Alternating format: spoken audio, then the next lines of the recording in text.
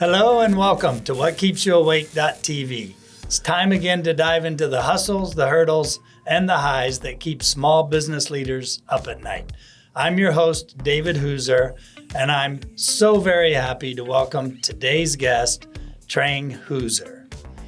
Trang has been running her real estate business based in Las Vegas, but she refers clients, buyers, sellers all over, including here in Arizona. You may notice the commonality in her last name to mine. So in full transparency and disclosure, even though my shirt says boss, she's the real boss.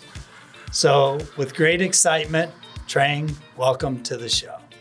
Hi, Dave. I see that you're wearing my shirt again. I found it in the closet. I couldn't resist. It's the illusion that matters, right? Not the reality. Absolutely. So with that, we'll get started with our foundational questions. So tell me, as a real estate professional and business owner, what keeps you up late at night? Well, with that question, I mean, I have so Other much than to my tell snoring. you. I have so much to tell you, but let me focus on in real estate. What keeps me up at night is my buyers and my seller. They're like kids, right? Like herding cats? No, they're not like kids. I mean, I do pretty good with kids, but I concern about my clients, my seller and buyers who are, if they're ready to buy or sell, or some, I would have to say, some of my seller or buyer take it very lightly. Maybe they have me, so they feel like, they're confident. Right. If I So messed up, they I'll call trust Trang. you will cover their backsides. If I messed up, I'll call Trang. Right? Right. She fixed it. She's a fixer. She's Trang, a fixer. fixer.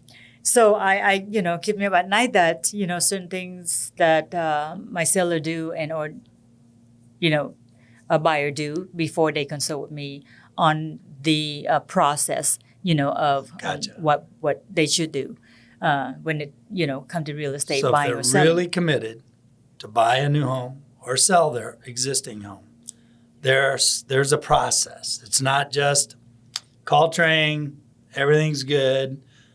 Ideally, they engage completely in the process. Sure. I mean, call me so that we can have a plan. Okay. Call so me you so build that the plan. we can lay out the process. Okay. Right. And then make the process so enjoyable versus stressful, Sure.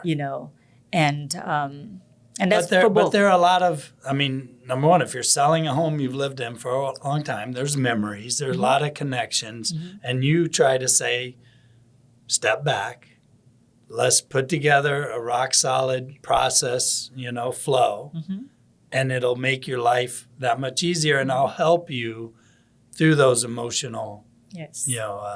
swings. I am that rock. Yes. You're the rock in the process. Okay. Yes.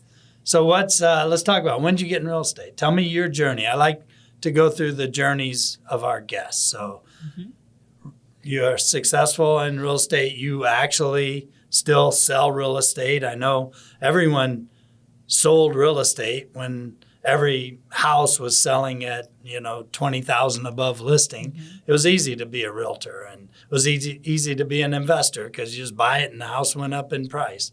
Now is a real market where you've got to do the right things to make sure you buy at the right price or make sure you get the most for your home. So let's talk about the beginnings. How'd you get into real estate? So I got into real estate about 8 years ago. Okay. And before that, I was salon operator. So you owned and operated multiple salons in Las Vegas. What type of salons? Full service salons. Okay. So we have, stations that we rented out for hairdresser. We have nail stations. We do facials. All the things that women, as I am, appreciate and do. Okay. And so you're a serial entrepreneur. You are now in the real estate space, but so you were a brick and mortar retail business operator before. For a decade. Yeah. For 10 years prior. Yes. Okay. That's interesting. So then let's contrast that. What motivated you? How'd you get that start in the salon business? So in the salon business, my daughter was young at the time. She was at an age where she's about to go to school, and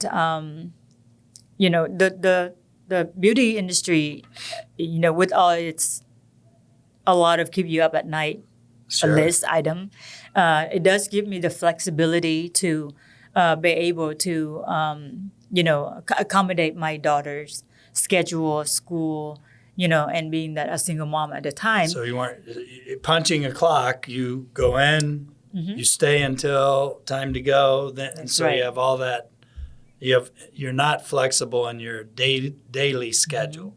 Whereas being a business owner, and take note, business aspiring entrepreneurs, that it can provide you flexibility. It sounds like owning a salon would take crazy amounts of your free time, but what you're saying is maybe your day's 10 hours, but you could, or 12 hours, but you could take time to drop your daughter at school or go and pick her up after school hours. You could account for those times as the business owner. Those are some great memories, that I was able to create for myself being a business owner. Okay. And as all business owners probably know and would agree, is that, having the control of your own time could be, a benefit, or sure. It could be a business sabotage, if you will, if you mismanage it. If you're not disciplined, yeah. And for me, the main thing was that, I was the only parent at the time. So, I want to spend that time. It sounds small, but when I take my daughter to school every single day, we talk about anything that she wants to talk to sure. about on the way to school. And then when I pick her up, the same thing. That small conversation, but it allows us to connect at least a couple times a day. So being a business owner actually gave you more quality time with your family. In your case, it may have come in buckets of time throughout the day, but it gave you more opportunity. It comes in a strict time, but it works for what I need. Okay. I was able to run a business with a team, of course, and also providing. Meeting my daughter's needs, when she's in school. And then after school, she have as she gets older, she have volleyball practice, 3-4 days a week. And so I was able to take her to practice, sit there at the practice with her, watch her practice, and engage in her activity. So for a single mom at the time, that was the only option. Otherwise, I just couldn't do it 9 to 5. So you ran that business for 10 years. Over 10 years, yes. What made you exit that business? After my daughter graduated from high school and, went into college, I was happy to have the option of, selling my businesses and get into real estate. Real estate also give me the flexible time, but also give me the time, to enjoy being with adult, if you will, versus the first, business was a lot. I was with adult when I was working, but other than that, I was with kids. Whether it's my daughter's best friends, we can sleep over, like a soccer mom, but I was a volleyball mom. I was, driving all the kids around because they want to ride together. So that was my life. And then I was excited to transition over to real estate where, I not really like a driver anymore, but I look at homes. I love real estate. Okay. I love real estate. I love the business side. I love the design, architecture side of it. And I love people. So I love talking to people, dealing with different scenario, different situation, that real life event happens, Okay. And helping people and see my clients move from Europe, to Las Vegas. They didn't have any kids at the time. Now they have 3. But they didn't know what... This was an actual buyer who moved from This is Europe. an actual buyer that I met through a lead who wanted to rent in Las Vegas. I remember when I met him. It was raining outside for 3 days. And in it happened Las Vegas? In Las Vegas. I know, right? And so we were looking for a rental. And of course, I don't make money on renting home to people. But helping people was what I I'm destined to do. And he said, we're looking to move to Las Vegas. We need to rent a place right now, and in 2 years I'll call you. Okay. And I was just working to help him, and it was a friend of my cousin. Okay. So she was going on vacation, so I said yes. I will help this client to get a rental. Sure enough, 2 years later he called and they were ready. My lady client, his wife, was actually with child. When they called, very excited, they're ready to buy their first home in Las Vegas. That's cool. And since then, we bought and sold with them 4 or 5 homes now. And they're in Vegas loving it. So 4 or 5 homes, not all for themselves. They do some investing, I guess. So they bought a home for themselves and then, learned that that's not the area they want to be because now that they have children that are about to go to school. So we found home in an area where school, was a primary criteria search. Okay. So now we move them into Southern Highlands and more of a spread out area, larger home. You get more for your money there. Okay. I don't know about today. This was years ago. But today it's pretty high up there. But we found a beautiful home, 1.5, with big, large yard, which was, something that they must For have the kids, for the right. kids. And then a year later, she said, I need another house. I said, you do? Who's going to live in it? She says, my mother. I'm moving her here. Oh, cool. I'm like, wow, she's moving here? Great. Obviously, you did a good job for her because she kept bringing you more. Yeah, we became more like opportunities. friends, and, So is that common to become friends with your clients in real estate? Because it's a that personal. is that is my connection. goal. That's my goal to where, I don't just want to do it. It's not a transaction to me. It's more, I have created relationship with every single buyer and seller that I Okay. encounter. And then, I would go out my way and, go do things to where it's not just a job, put it that way, for me. So is this real estate professional / therapist? Sure. Do you have those kind of situations where you have to calm down the buyer or seller to get them through a particular moment? Oh, yes, I do. I have, I have, and this is also a relationship. I have a client who I sold a home to. They moved to Vegas from California, right? And husband and wife, the husband was in the military. So, I help VA as well. Okay. And so they want to buy a house in Las Vegas. They call me off of internet. They did research, and I guess I just have that look. No, I'm just kidding. And they said, we found you on the internet, and we would like for you to help us move to Las Vegas. You look like you're doing a lot of business in Las Vegas. And so I helped them sell their home in contingency of buying a home in Las Vegas. Okay. And that was a process. So you help find them a realtor to sell their Yes. home out of Yes. or LA or wherever they were at in California. Yes. So Fresno, California, Fresno, actually.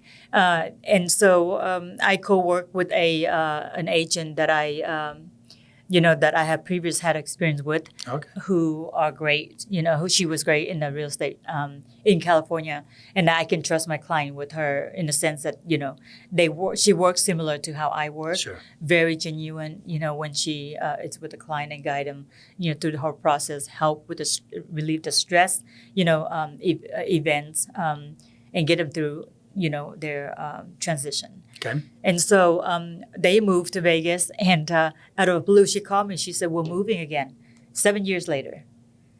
Right. And it makes me so happy because, that says a lot. It says a lot. 7 years. That's a long time to right. keep your number in their, in their case, Yes. probably Rolodex in their, Yes. yeah.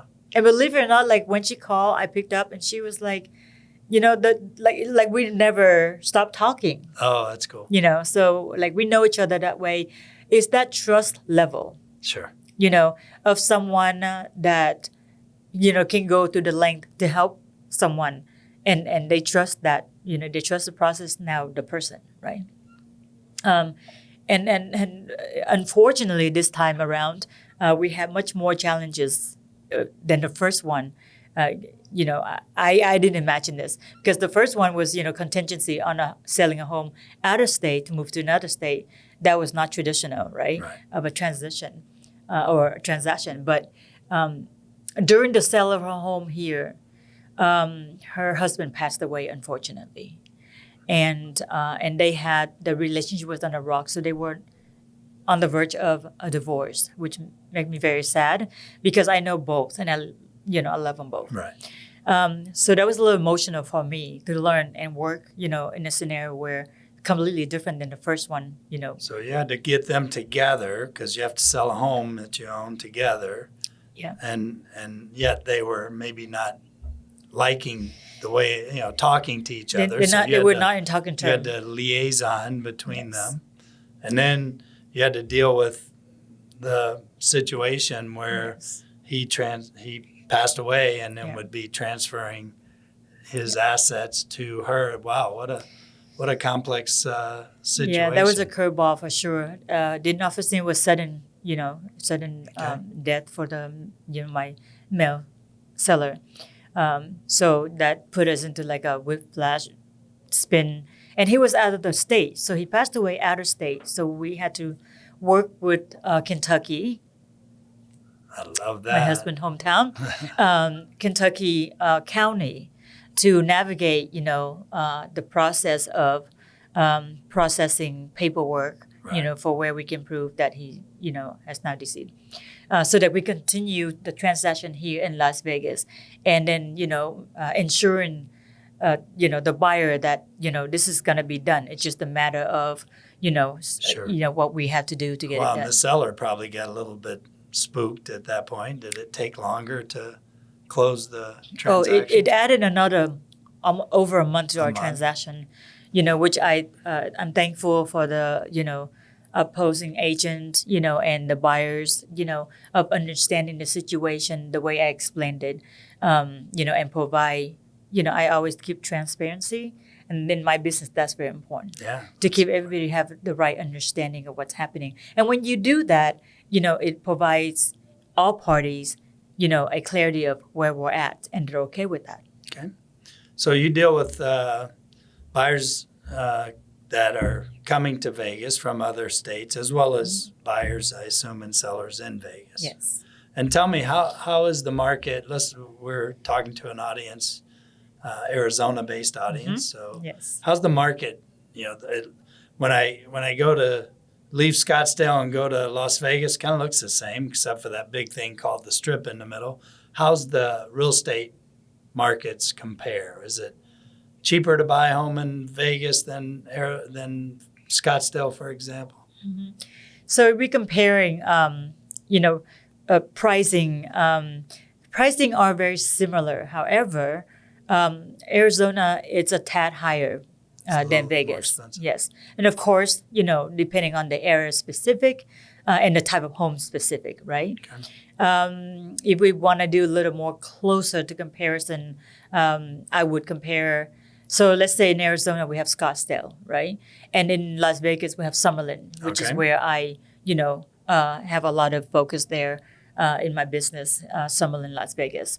And so those two areas are very similar. All right. So you got Scottsdale, Summerlin, Las Vegas, Scottsdale, Arizona. You got Fashion Square in Scottsdale. You got Summerlin, downtown Summerlin Mall. Okay. Like, kind of equate, kind of relevant to each other. In that sense, if you compare those two areas, their price point would be more closer, Okay. to each other. So really, it's about the same. Yeah. Looks the same for the same kind of Lifestyle. It's priced about the same. What is different, however, are the architecture in the homes. Okay. That I would say is different. We in Vegas have a lot more homes that are like higher ceiling, like roofs are higher, Okay. versus Arizona that I noticed. And of course, like I'm here with you, every now and then, and I'm out here recording contents with my social media team.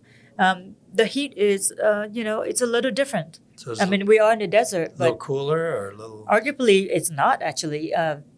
Arizona is like, I feel it says about 5 to 10 degrees hotter, but I think there's some more humidity in this air here that makes it a little hotter, at least for me. So in Phoenix Metro, it's a little warmer, 5-ish degrees, and a little more humidity. Humid. Okay. Then Vegas more dry. And then something else I noticed is that the breeze, Vegas have a lot more breeze. Okay. When you're outside than Arizona, and maybe that's keeps the that makes temperature cooler. Right, I think so. So what's life like in Las Vegas? So tell me if I'm a visitor, I know I go to the Strip, right? So everything evolves around Strip. True story for us, because I'm a Scottsdale, resident Native. of 26 years. Yeah. Started seeing you in the early days, and would come up to Vegas and come to see you in the suburbs and say, let's go to dinner. And you'd say, it's 10 o'clock, everything's closed. And I would say, it's Vegas. Unless we go to the Strip. That's right. So we'd have to go to the Strip. So it's suburbia. Right. It's like a real, there's real life area. in Las Vegas. People live there, real life raise their kids I don't live in a hotel. Okay. You don't live on the Strip? But believe it or not, there were many, many, many years ago, people actually asked me, just like random conversation that, tourists come in and out, Vegas, and you go to restaurant and place, you meet people, and they're like, well, where do you live in Vegas? Do you live in one of the hotels? Like, people actually ask me that. And I laughed because I thought they were joking. Yeah. I'm like, hotel. They say, yeah, I come here and say, which hotel do you live in? And what I think they refer to is like, high-rise condos. Right. They hotel. Which I sell a bunch of those, and they're beautiful. They feel and look like a hotel there, right? But on the Strip? On the Strip, like next to the Aria, you got the Veer, right? Okay. Like those are high-rise and beautiful. Expensive, but beautiful. Okay. If you're into that lifestyle, want to live on the Strip, walk down, and I'm right there on the Strip. Other than that, you have, suburbia that, like Summerlin area, right? Single family home. You got parks, recreation center. You got pickleball court. You got golf courses. You got beautiful, beautiful hiking and walking trails. So that's Red Rock? That's Summerlin, Las Vegas, where Red Rock Casino, near Canyon. Red Rock Canyon, yes. Okay. So in Summerlin, like people say Summerlin, well, what's in Summerlin? What's Summerlin? Summerlin, it's now very big. It has about 5 zip codes in there now, where it started out with 2. Wow. Many, many years ago. All right. So now we grew into like 5, going on 6 zip codes in the area. I wouldn't be surprised if one day we become a city of our, when I say we, because I live in Summerlin. We live in Summerlin. So become a city of it's still considered Las Vegas today. Yes, so Summerlin, Las Vegas. Unlike Phoenix versus Scottsdale or Tempe. Right. So. Right. Okay. But the special thing about Summerlin is that it has the humidity like no other area in Las Vegas. And when I say that, I mean,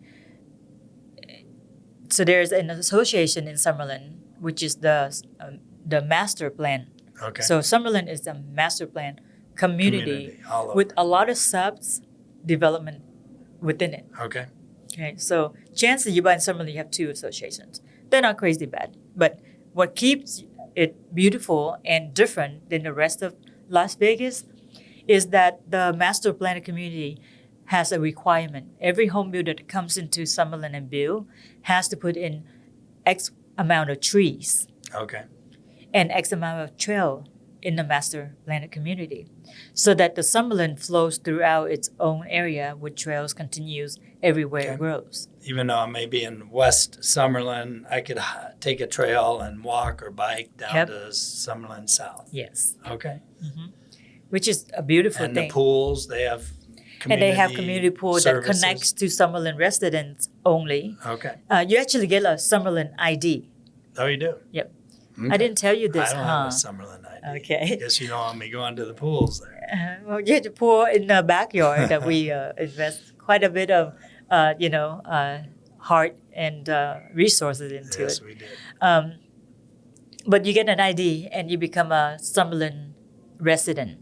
Okay. Right. And it allows you to go into all the park, recreations, pool that all belong to Summerlin. Okay. So that's the difference that a lot of people don't know. So and that's which direction from the Strip? So, so think of okay. So I'm gonna draw like a mental picture here of Vegas. All right. So think of Vegas as a bowl, like a round bowl, right? A bowl of cereal. You mean a bowl? Yeah. Okay. Like a round big bowl is big Vegas. old bowl. Okay. In the middle, draw a line down the middle of the bowl is the Strip of Las Vegas. Okay. Okay. And then you got the east, which is if you're facing north on the Strip, on your right, which is the east of Vegas. Okay. If you're facing north, like if you looking downtown Las Vegas, the right it's your west. Okay. The Summerlin left is your west. Yes. The right is your east. Is your east. If you're looking north. If you guys haven't noticed, she's a beautiful Asian lady. So when she drives a car, east and west and north and south sometimes get a little confused. No, husband, I do that with you because then, keep you on your toes. Where's my wife I'm going? just kidding. So facing north on Las Vegas Boulevard, to the right is east. To the left is west. And then to the right are what communities? So to the right, then you are heading towards Henderson. Henderson is its own city. Okay. It used to be like Summerlin, where it used to call Green Valley. And if you've been in Vegas a long time before, then you would recognize that. But now, it grew so much. It's actually bigger than Las Vegas now. Population-wise or Population-wise. square I can't speak on that to be accurate, but I have to say, size-wise, physical. Yeah, if you're talking about square footage-wise, it probably a mirror Las Vegas. Okay. But it has, Henderson and Las Vegas, the only two major cities sitting next to each other, right? Okay. It used to be all Vegas. For all of Metro. Right. It used to be all Vegas. Yep. City of Vegas. City of Las Vegas, and that's it. The now greater Las you have Vegas. Henderson kind of curling up on the east side. Yep. And on the edge of the mountain and on the hilly side of the mountain. So which is sort of south. Right. South and east. Right. Okay. So you go east and you got northeast, southeast, right? Okay. And so then, if you live in Henderson, you will feel like when you get out your door and you start driving, it's going to be a little more hilly, Okay. right? You're going to find the road a little more hilly. If you on the west side, Summerlin is square grid. So I can compare that to Scottsdale. To Arizona. Right. Phoenix Metro. Phoenix is a Metro. lot like that. Right. Square grid, you can go anywhere from anywhere, Okay. right? And it's more flat land. All right. Except when you get to, The Red very Rock edge, Canyon. The edge of the bowl. Then Yes, it's a flat land, flat edge of the mountain versus curvy edge of Henderson, Got it. right? Okay. In a sense. And what I love about Summerlin is that it is very family oriented. Great schools. We have farmers market. We have mall. People come out. Beautiful and green. Believe it or not, it's green there. Wow. Sometimes I forget that I'm in the desert You're in the desert. when I live in Summerlin. And I love that. All right. So most of the properties you present or represent are located kind of strip and west. Not that you don't serve the entire market, but you see a heavy concentration of activity in your particular real estate business to the west side of Phoenix or Las Vegas. Mm-hmm.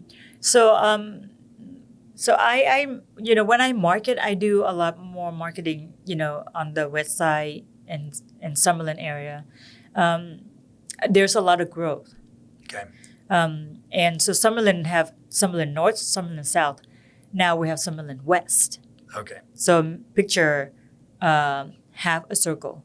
Summerlin West is sitting in the middle of a three slice of a half a circle. That'll give you a visual. And so that's new. Summerlin West is, as we speak, master plan community are coming in. So it's coming in right now. Okay. Yes, coming in right now. And beautiful. Beautiful. Just like, the South has its own, the North has its own. And now they call it Summerlin West. It's gonna have pool, recreations, parks, and all of that. You and I gonna gain another facility to go to with our residents Nice. of Summerlin. With our So new that card. right. Okay, good. Well, the same card, but now you have access to this new facility. Right. Right. Okay. That becoming. Very cool. And again, same criteria. Trails and parks are the big thing in Summerlin because it's made for family to enjoy. All right, so let's talk a little bit before we wrap here on this first session. And, what are the top 3 to 5 reasons why someone should consider living in Las Vegas area? Okay. For the first reason, that if they move to Las Vegas, I'm there. Okay. So that's a great So they reason. got a good, efficient way to buy their house. Yes. So I mean, I would be the, of course, the local, right? Local agent in the area in Summerlin. And I live in Vegas for 30 years.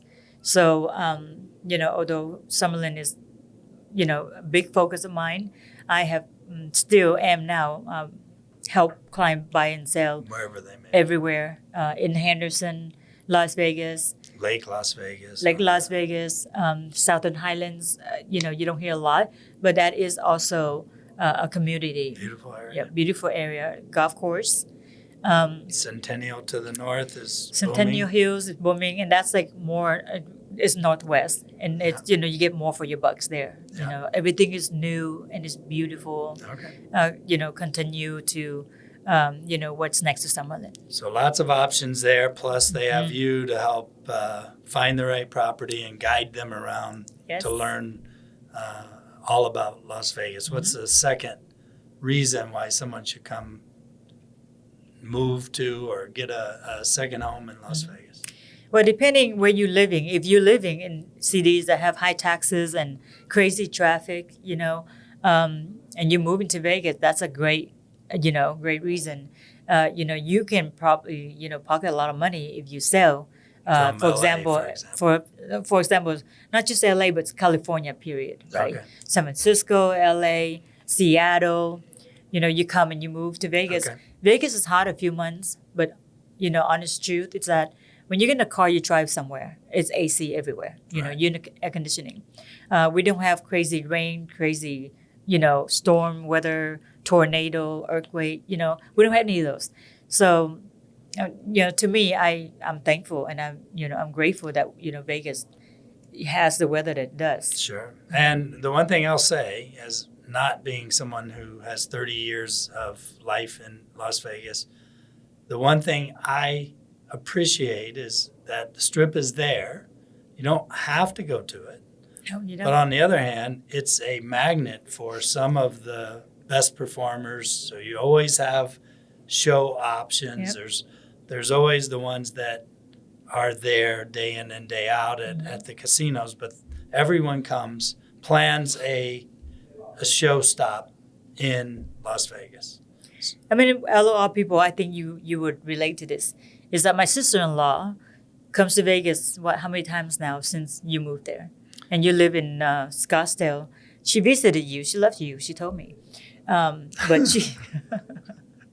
But she's been in Vegas so many more times, and I like to believe it's me, but the Strip has something to do with it. So yeah, she, for the record, if she ever watches this episode, she saw me in 26 years, I think twice in Scottsdale. And in 3 years of Las Vegas, she's been there 6 times. So definitely the appeal to your friends and family to get them to come visit you is there. Me. I'm her favorite sister-in-law. It doesn't hurt. So what's number 3? So obviously the weather, the opportunity and access is a good number 2. What's number 3? All of the 5-star restaurants, I have to say. Okay, I mean, dining. I'm a foodie, Okay. so you know that, and I can eat. All the 5-star restaurants, you gotta go. Vegas. Vegas have the best food, the best chef all over the world, right? Okay. And varieties of different culture of food, endless. Shows that you can see every day of the week, and it doesn't end. All right. So there's so much more Vegas have to offer. What about taxes and other incentives for? That's a good question. Taxes are much lower compared to neighbor states Okay. that we have. And if you have a business, if you're running a business, we don't have any state tax. So, that's a really good saving for any small business. All right. Right, could appreciate.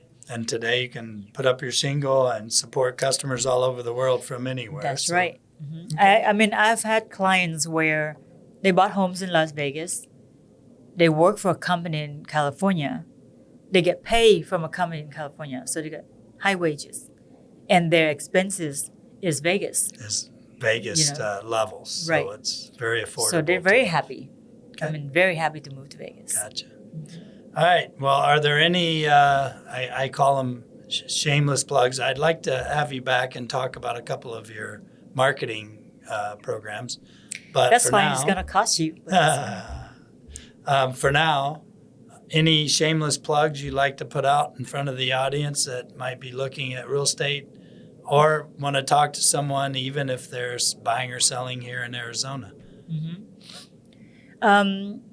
If you're buying and selling in Arizona, I have so many connections that I've made over the years with trusted, real estate professional that I can guide you to the right direction. Okay. Now, you're buying in Las Vegas. I said I always invite out-of-towners to come in town. Let's go grab coffee. I would show you the landscape of, the city.